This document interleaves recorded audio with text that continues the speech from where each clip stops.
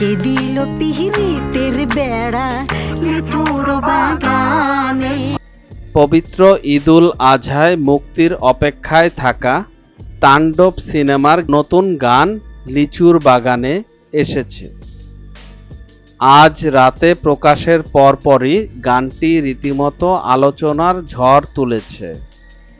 গানে ঠোঁট মিলিয়েছেন সাকিব খান ও সাবিলা নূর, কণ্ঠ দিয়েছেন প্রীতম হাসান ও জেফার রহমান। চরকি ও এসভিএফ এর ইউটিউবের চ্যানেলে আইটেম গানের ভিডিও চিত্রটি দেখতে হুমড়ি খেয়ে পড়ছেন দর্শকরা। চরকির ইউটিউব চ্যানেলে আধা ঘন্টার ব্যবধানে ৮০,০০০-এর বেশি ভিউ হয়েছে গানটির।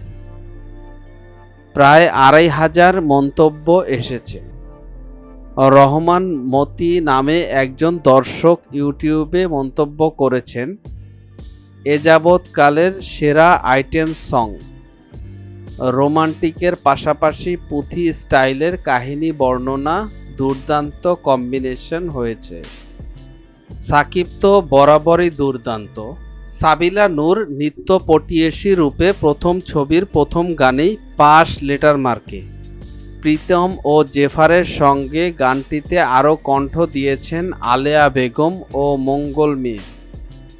গানের সুর ও সঙ্গীতায়োজন করেছেন প্রীতম হাসান। তাণ্ডব প্রযোজনা করেছেন SVF Alpha I Entertainment Limited. সহ প্রযোজনায় আছেন ওটিটি প্ল্যাটফর্ম চরকি। সহযোগিতা করেছেন দীপ্ত। ছবিটি পরিচালনা করেছেন রায়হান রাফি।